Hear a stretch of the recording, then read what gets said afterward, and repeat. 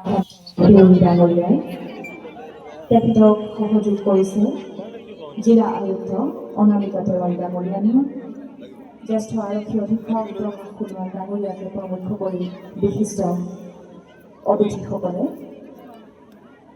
আপোনালোকে ইতিমধ্যে গুৱাহাটীৰ যে কেন্দ্ৰীয় অনুষ্ঠান তথা শ্বহীদ স্মাৰক ক্ষেত্ৰ উদ্বোধন অতিথিসকলে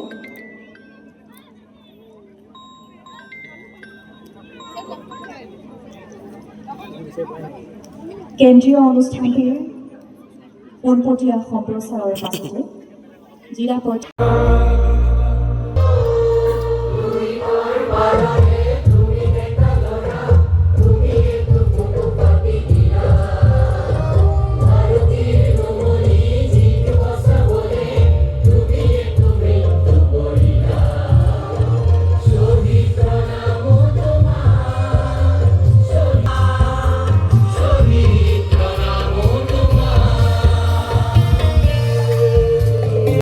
এটা পবিত্ৰ দিন,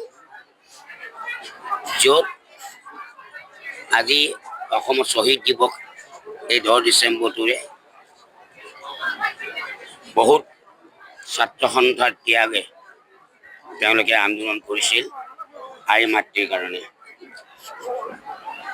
এই 10 ডিচেম্বৰটো এটা অভিষেক দিন, যিটো দিনত খগেশ্বৰ তালুকদাৰ লগত 860 জন ত্যাগী যুৱক যুৱতী প্ৰাণ আহুতি দিছিল। এনে সন্ধিখনত আজি অসমৰ আই বুকুত যি 860 জন আমি প্ৰাণ আহুতি দিছিল, সেইসকলক আমি অতি শ্ৰদ্ধাৰে প্ৰণাম যাচিছোঁ। আৰু তেওঁলোক য'তেই নাথাকক, তেওঁলোকে আত্মাই যাতে সদ্গতি পায়।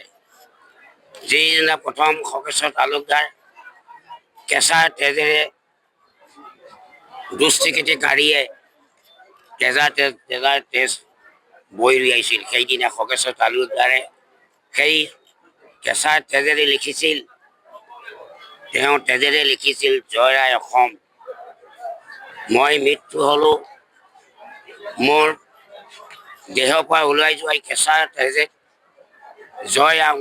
জয় অসমখন লিখি থৈ গৈছিল। আৰু সেই বিদেশী বিদ্ৰোহ আন্দোলনৰ নামত আজি অসমীয়া জাতিয়ে আজি বিদেশী খেদিবলৈ সক্ষম হৈছে। লাহে লাহে লাহে লাহে আমি বিদেশী খেদাৰ আৰু তেওঁলোকৰ আত্মাই আজি শান্তি পাইছে। যি 860 গৰাকী আত্মাই আজি শান্তি পাইছে।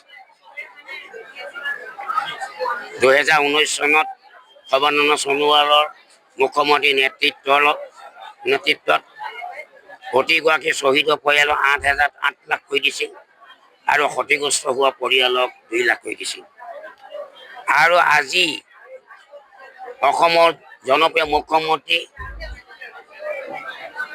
ডক্টৰ হিমন্ত বিশ্ব শৰ্মা ডাঙৰীয়াই সেইসকলৰ আত্মাৰ কাৰণে আজি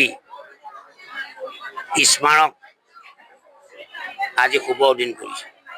গতিকে আজিৰ দিনটো সঁচাকেই এটা স্মৰণীয় দিন।